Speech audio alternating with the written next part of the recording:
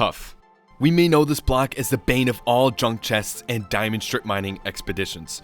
But with the Tricky Trials update 1.21, Tuff's existence as a mediocre texturizing block and a pesky inventory filler has been entirely revamped. If you're watching this, you kinda already know what blocks we have, but what exactly should you do with them? Well, honestly, you have a lot of options, but that's why you're here, right? Because from sturdy foundations and intricate designs, I'm going to be showing you a few ways to incorporate these lovely new Tuff blocks into your future Minecraft builds. Like all great things, Tuff is found below Y0 and can be found in large chunks similar to how andesite or diorite generate. And with these raw Tuff blocks by themselves, there's already a few things you can do with them. The first is texturing. Tuff has this ability to make stone texture feel more organic and natural due to its crumbly and rough details. Take for example these beautiful archways I have here. Just some solid stone, stone bricks, and a little andesite thrown in. But say I wanted to make these pillars look more weathered. Well, watch this. Like right now, you have to watch it right now.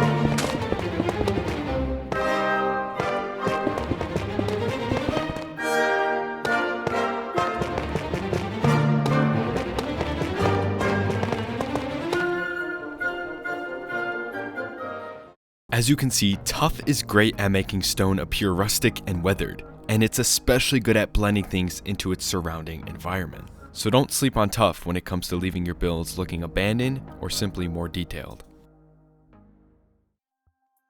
Additionally, if you ever wanted to customize the bed of a small pond and get rid of that outdated sand, dirt, and clay look, this cobblestone and Tuff alliance works great again. You can even throw in some moss and mossy cobblestone because the slightly green/blue hues found inside the Tuff complement nicely. And with the addition of slabs and stairs, adding natural imbalances to these structures has never been easier. But you might be wondering how Tuff visually interacts with other blocks, and honestly, your imagination is the limit. For example, we got both types of copper, diorite, warped wood, and the list goes on. Like we even got blast furnaces from behind. Jokes aside, I'm really just trying to show you that this block is as versatile as you make it. And for example, even a moderately sized starter house that is essentially a box and a triangular roof can be made to stand out with Tuff and its counterparts, like copper and warped wood. Now the moment you and I have both been waiting for, everything else Tuff. But before we dive in, take a look at this. Okay, I get it, it's just a line of different types of bricks. And naturally, you might be asking yourself, Nofer, what are you showing me? Well, I'm just showing you the largest takeaway of this video, which is that Tuff is now the middleman of the stone gradient, making this Minecraft's perfect alternative to stone bricks. And the best thing about it, you don't even need Silk Touch or an auto smelter to get started. Let's start with one of my favorite hacks with polished Tuff, because your checkered floors just got a whole lot better. Upgrades, people! Instead of using stone or furnaces or diorite and blackstone, opting for this polished andesite and polished Tuff floor looks wonderful. It kind of keeps its contemporary feel while remaining clean and subtle. And if you prefer, you can also throw away the andesite and go with some diorite if you want to stick with the lighter colors. Another one of my favorite uses for Tuff is to contrast with stone bricks. Take for example this little elegant church I have here. Notice how the overhanging roof is stone, the archways are stone, and the main structure is stone. But even with all these details together, there's still a sense of too much stone. So to undo that stoniness, I use Tuff blocks. And the great thing about it, specific to this build, is that it keeps the eye looking at all the other details while creating a subtle disconnect from the rest of the building. Also, if you want some real-world application to this, check out this post that I found recently on Instagram.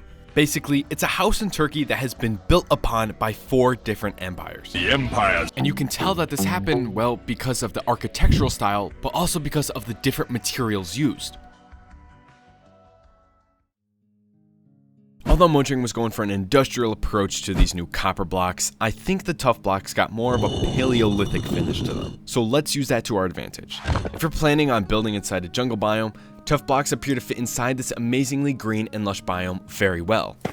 I specifically like using Tuff for statues as they provide a similar texture to mud bricks, but almost in a darker, sinister way. And on the topic of lush and green, using Tuff bricks around gardens can appeal to that earthy vibe of plants and dirt while maintaining some sort of structure. Taking a break from the surface, let's dive into the caves, home of the Tuff. Here, Tuff shines as a ruined material because stone is typically too clean, and deep slate, well, blends in with its environment. So as the only balance between light and dark, Tuff makes creating builds that feel like they belong easier.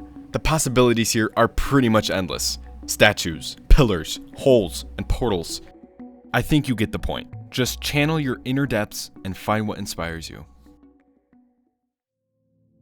Another cool thing you can do with Tuff is take what is geologically the opposite of it and dapple with some dripstone blocks. While you're there, you can throw in some mud, spruce, or dirt, and you suddenly have the start of a really cool and detailed foundation. But say you want to parody what Mojang intended for Tuff and Copper, and use Tuff for some more mechanical, corporate, and sleek kind of vibes. Well, in my case, I built a sewer, and for some reason put it in a very claustrophobic black box.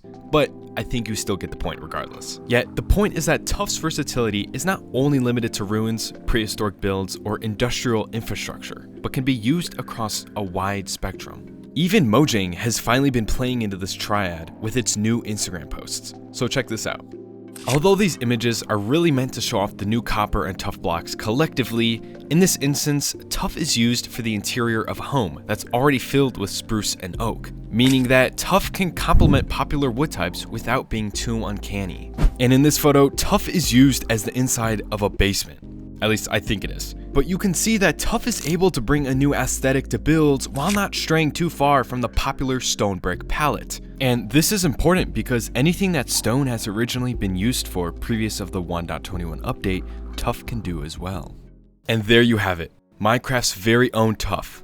Beautifully gray and decorative and completely rehauled. But besides me, I'd love to hear about your creations and experiences with these new Tuff blocks. So tell me about it in the comments below, and thank you for watching.